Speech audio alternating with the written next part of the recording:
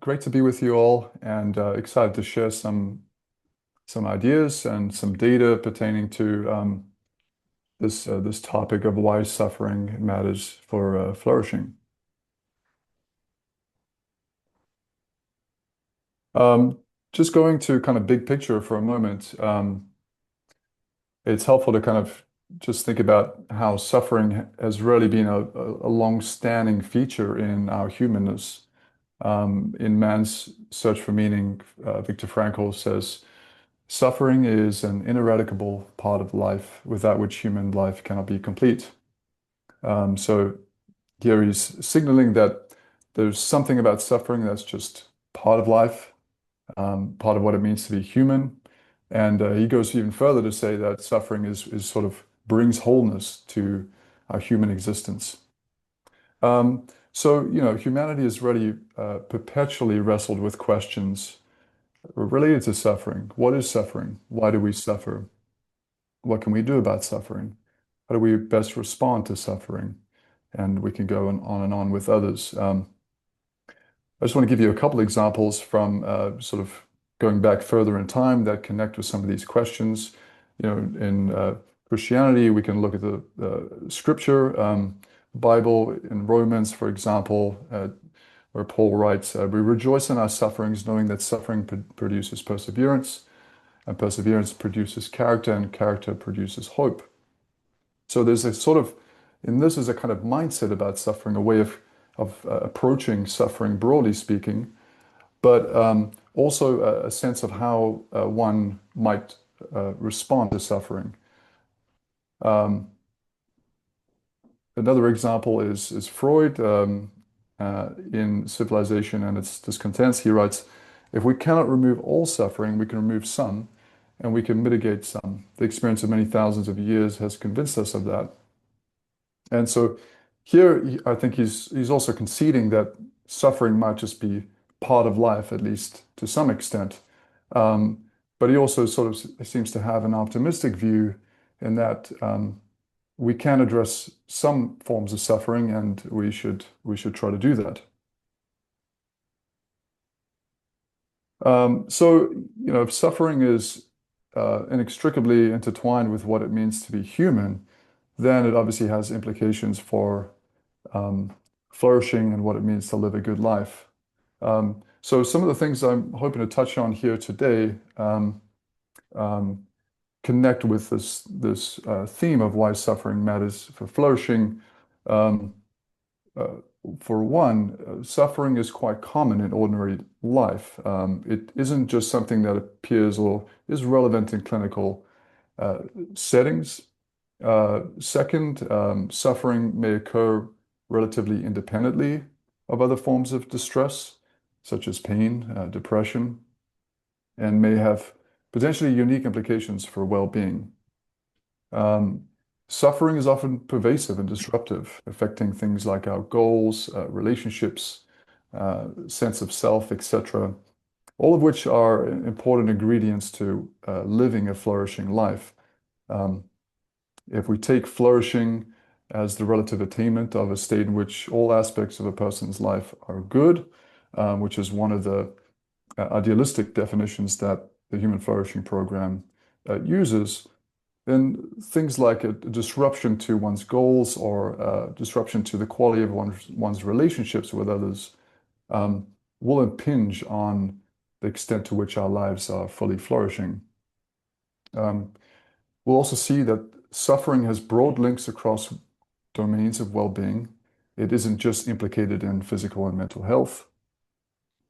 And really, a better understanding of suffering can clarify how it might undermine flourishing when growth from suffering might be possible and opportunities to better support those who are suffering.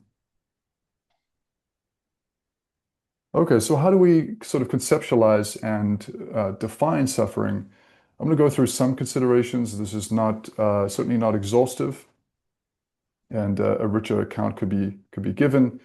Um, but here are some considerations. First, suffering is something that is experienced by the person.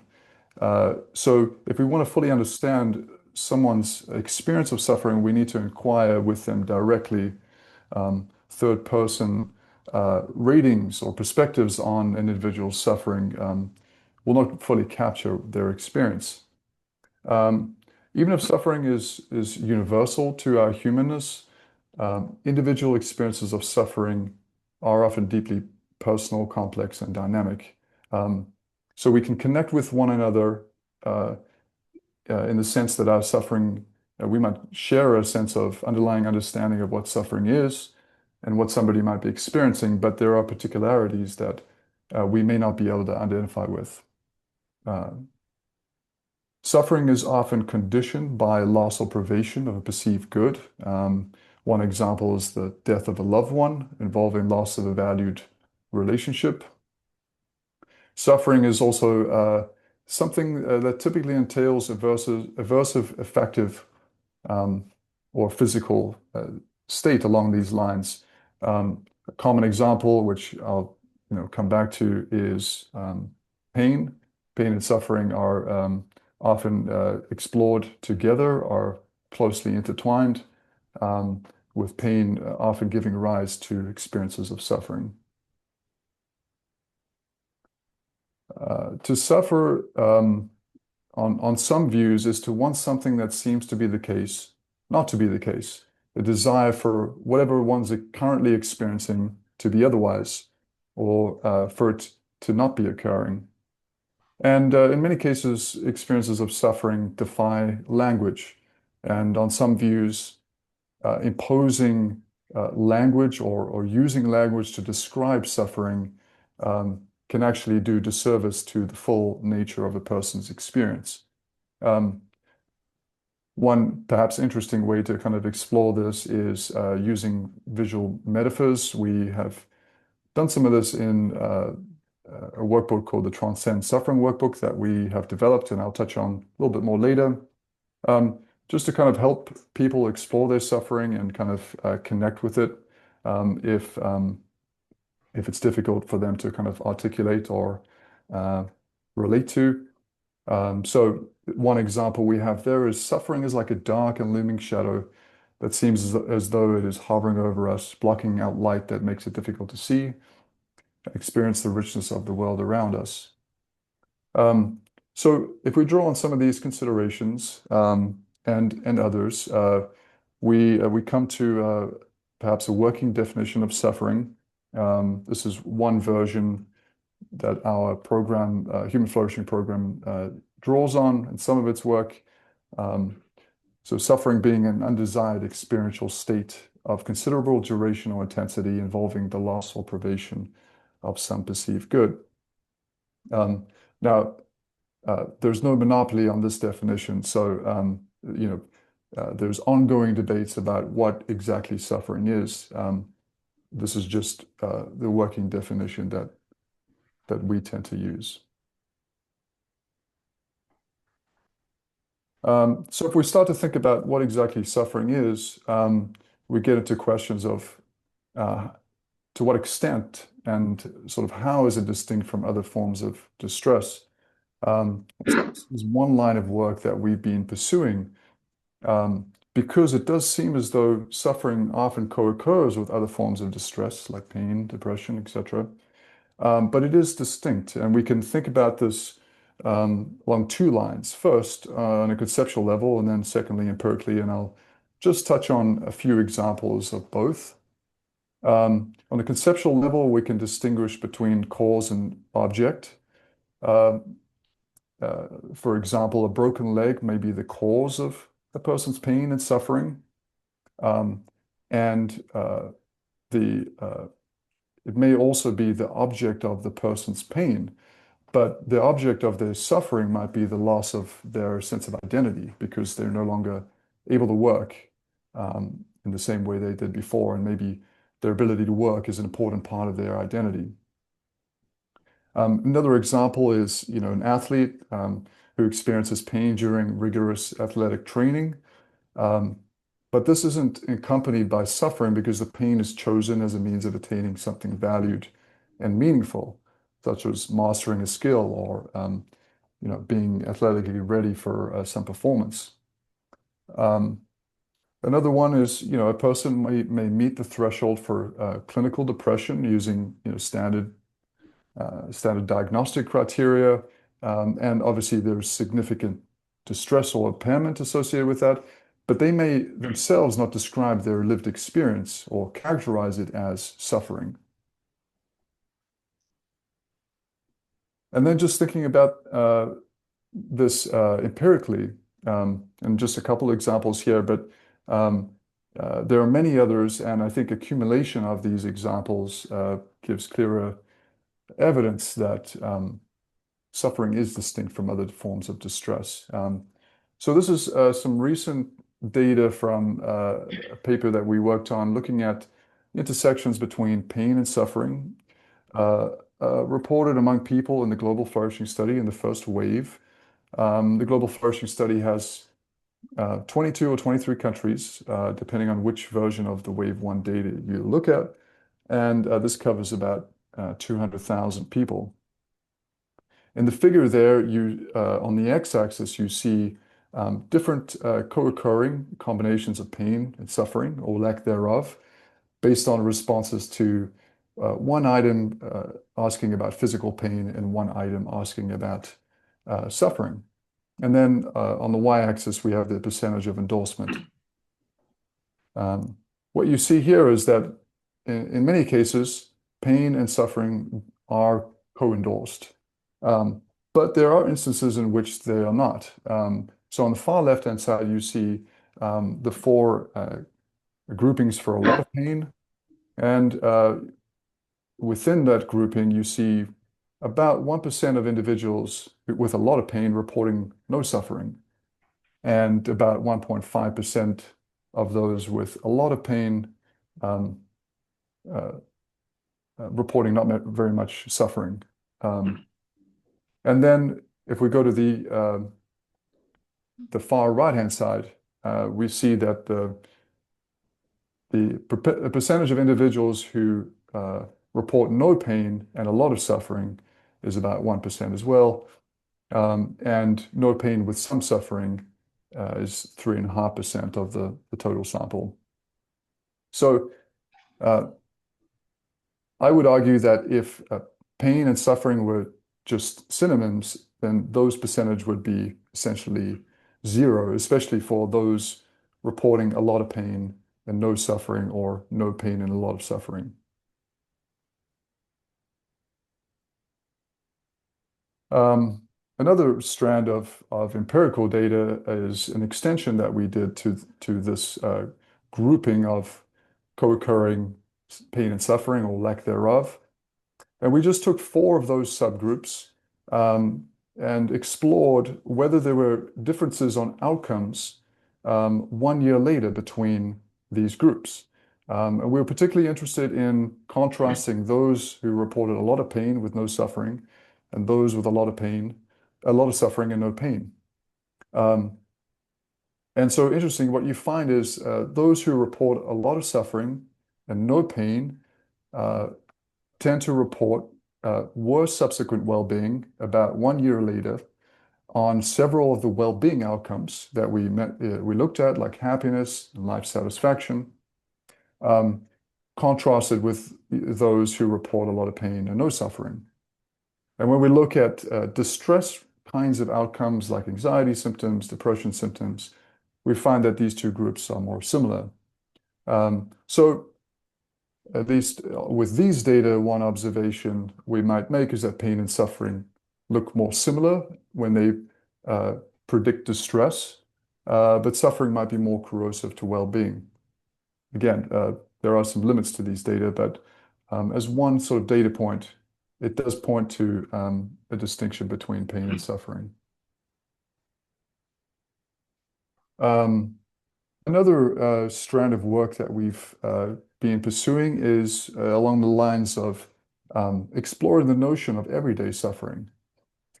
So we know that evidence of human suffering seems especially clear in certain contexts. Um, you know, Hospital, medical treatment settings, palliative care, end-of-life care, those kinds of contexts, and populations within those dealing with terminal illness, chronic illness, physical health conditions, older adult populations who often are dealing with physical health kinds of challenges. And we have learned a significant amount about suffering and its implications for well-being within these contexts. And obviously, this is an important place in which to study the experience of suffering, and certainly more should be done along these lines. But we've been interested in this question of what about everyday suffering? These are forms of suffering that occur in ordinary life and may be present even in non-clinical contexts and populations with potential consequences to well-being. Um, and we know from other kinds of distress that many people experience, for example, depression, but they don't show up within clinical contexts. So we sort of assume that this might be also be the case when it comes to suffering. One example of this comes from recent data from the Global Flourishing study, where we found across the 22 countries that we looked at, about 44% of individuals endorsed some or a lot of suffering. And so I think it's reasonable to argue that this percentage isn't just comprised of those um, uh, clinical kinds of populations. These are comprising non-clinical populations as well, who are experiencing non-trivial amounts of suffering. Um, so uh, if we think about sort of the notion of everyday suffering and possibility that, folks in the general population are also inclined to experience these everyday kinds of suffering, we need suitable measures to assess this. Because most prior research on suffering is focused on clinical contexts and populations, those measures tend to be more catered towards the kinds of experiences that those populations have, such as focusing on physical symptoms as core features of their suffering. But if we want to focus more on the sort of general population and capture these non-clinical populations, then we need a measure that can capture common features of suffering that apply to clinical and non-clinical populations as well. So this is where the personal suffering assessment came from. It includes 7 items assessing different aspects of suffering using an 11-point rating scale, um, uh, focusing on extent of suffering, intensity, duration, perceived powerlessness over the suffering, the pervasiveness of suffering, whether it's disrupted certain purposes in a person's life, and the extent to which they experience it as a threat to their personhood. Before I dive into some results pertaining to this measure, it's important to just note some caveats. The personal suffering assessment is intended to capture common features of suffering. It will not do justice to the full lived experience of an individual and how they're experiencing suffering. Um, and part of the challenge is that suffering is personal, complex, and dynamic. It can change even when circumstances don't. And so, how do we capture this with a quantitative kind of measure? Um, any measure, really, especially brief ones, of suffering, risk missing important nuances, context, meaning, um, and on some views, potentially compartmentalizing a person's experience and reducing what is a whole person experience to a metric, some score or value. But with these limits and caveats in mind, measurement can still be valuable, in part because there's really a lot that we still have not learned about suffering and its implications for well-being.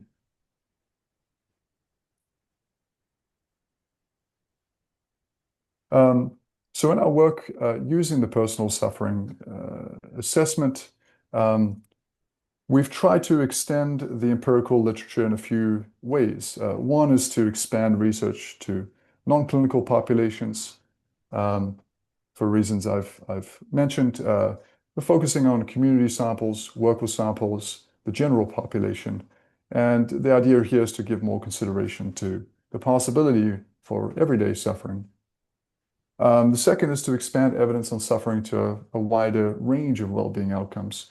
Most studies tend to prioritize physical and psychological indicators, which makes sense given the populations of interest and perhaps the most salient implications of suffering. But what about other aspects of well-being, such as character? And then the third aspect is to try to use longitudinal data to help clarify the temporal sequence between suffering and well-being outcomes.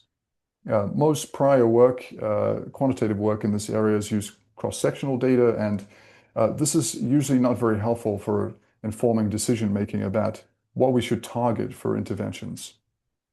Uh, Longitudinal data is obviously imperfect as well, but it does take a step forward in helping to clarify temporal sequence between uh, exposure and outcome.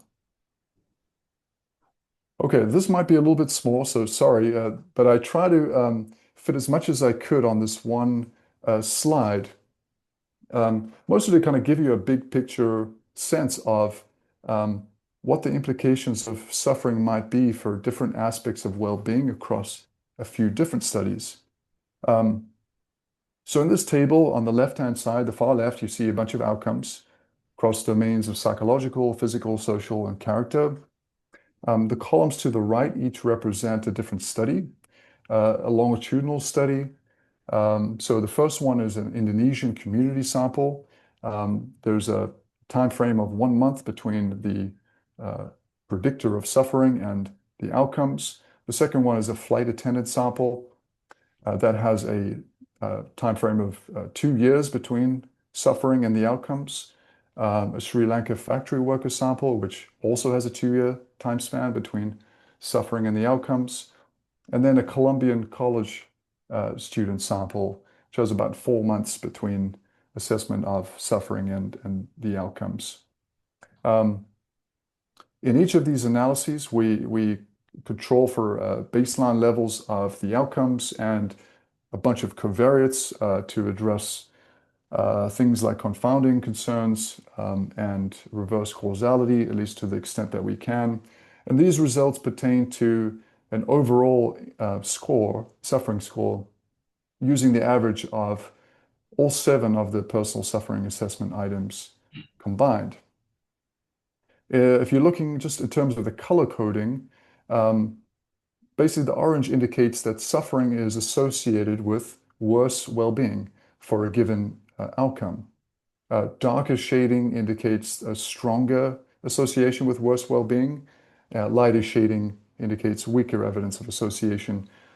The gray cells indicate essentially a null association, no clear evidence of association between suffering and that given outcome. And then white means that that outcome was not assessed in that particular study. Um, so you can sort of explore this in a few different ways, and we don't have time to go into a lot of details with this, but the main things that may be interesting is that you can tell that suffering has broad implications across different aspects of well-being. Not entirely consistent in every single sample, but generally speaking. Um, and then we also see some variability in associations for certain outcomes. Um, uh, across the studies. So, for example, for depression symptoms, we see fairly consistent evidence of association across the studies. Sense of purpose, less so. Um, what I want to draw your attention to for just a moment, which I'll come back to in a minute, is the associations for the character outcomes.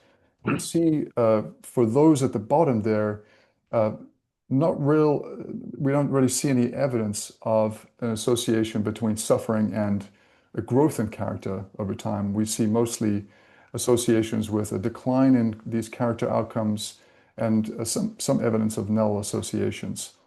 So I just want to point that out, and I'll come back to that in a moment. This is one variation of the previous table. The main difference here is instead of the columns to the right representing different studies, they represent the different aspects of suffering assessed by the personal suffering assessment. Um, and this comes from the flight attendant sample, so just from one sample. And the main idea here is to just give you a sense uh, of the variation in the pattern of associations for these different aspects of suffering in relation to each kind of outcome. So, for example, for the outcome of number of physically unhealthy days, the last 30 days, we see fairly consistent evidence of association for all 7 of the aspects of suffering. For depression symptoms, we see more variability.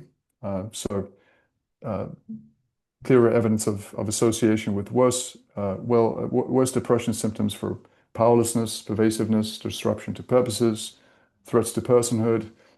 And we see very little evidence of association or sense of purpose. And then you can also look down as well to see which aspect of suffering is more consistently associated with certain outcomes. So you can see the far right column there, threats to personhood, that seems to be the aspect that's most consistently associated with these outcomes, at least in these data in the study. Okay, so what are some sort of high-level takeaways from that? As I alluded to early on, suffering is associated with low well-being, even among physically healthy non-clinical adults. And the reach of suffering spans multiple domains of well-being, which we can miss if well-being is assessed quite narrowly. If we just focused on psychological well-being, we may miss out on the kind of broader implications of suffering for a person's well-being. Although we do see uh, stronger and more consistent evidence for some aspects of well-being, physical health, for example, compared to character. And we also see variability in associations across different aspects of suffering. As I touched on with regard to the character outcomes, the associations that I showed are population average results. And so for those, we do not see this trend of automatic character growth from suffering. But growth may occur for some people. It may just not be captured by these population average effects. The population average effects can mask heterogeneity.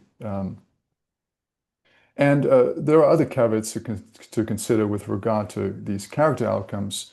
For example, these results are based on time lags of 1 month, 4 months, and 2 years across these samples. And so even, 2 years of time between suffering and character growth, that might not be enough time for that growth to actually transpire. Um, so just want to lean sort of into this possibility of growth from suffering for a moment, because it ties back into uh, suffering and how it connects to flourishing. Um, so as I sort of alluded to, these population average associations don't imply that no one grows. We may just be missing out on heterogeneity that could be within any and all of the samples that I shared. Um, and we know from some philosophical and religious traditions, as well as narrative accounts, redemptive narratives, for example, and even related empirical literature, post-traumatic growth literature, that some people do experience growth, maturation, positive transformation through suffering. There, I've put the example of the Romans scripture there from the Bible. There's a clear example there of the possibility for growth through suffering. So if we haven't really observed that these longitudinal data that I've shared, but it is a possibility. It motivates or begs the question, what ingredients help transform suffering into growth? There's many different avenues that we could explore here. And I think this is an area rich for potential exploration in future work. Um, One area that we've explored is the notion of mindsets about suffering. Um, you may be familiar with the notion of fixed versus growth mindsets. That might be one of the most famous uh, uh, frameworks for thinking about mindsets. Um, but this kind of idea of mindsets about suffering is quite similar to other kinds of mindsets in the sense that it it reflects a fundamental belief about some phenomena. In this case, the belief one's beliefs about suffering that may shape how they encounter and respond to their suffering. Um, and I'll just note here, this is not a normative claim about whether suffering is inherently good or bad. It's a person's uh, own set of beliefs about whether suffering uh, might be constructive or not. There are all different sort of dimensions that we could consider when thinking about mindsets about suffering.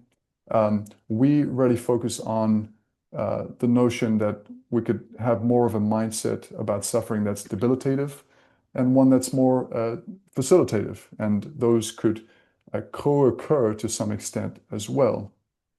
Um, but the idea for sort of a facilitative mindset about suffering is we define that here as a fundamental belief that suffering has constructive and ennobling consequences, contrasted with a debilitative mindset, which would be focusing on, or a sort of belief that suffering has destructive and detrimental consequences. And we think that these mindsets have different implications for flourishing in different ways. And here, or in this work, we offer three propositions mostly about a facilitative mindset about suffering. So one, all things being equal, we expect those who have more of a facilitative mindset about suffering to have a higher threshold for experiencing suffering. So, under ordinary circumstances, when some event occurs that is likely to precipitate suffering, um, a person with more of a facilitative mindset about suffering might be less likely to report experiencing suffering. Um, they also might be inclined to respond more adaptively to suffering when it arises, seeking responses to transcend it in helpful ways um, compared to maybe more maladaptive ways. And then we also propose that those with more of a facilitative mindset about suffering um, might have attenuated effects of suffering on well-being.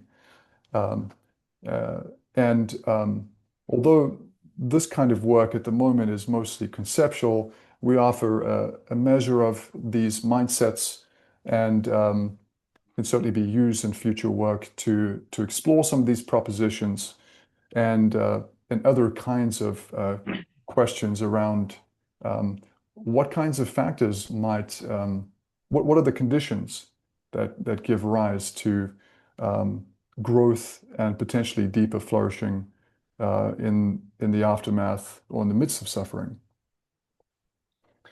So we extend this idea a little bit to some of our practical work.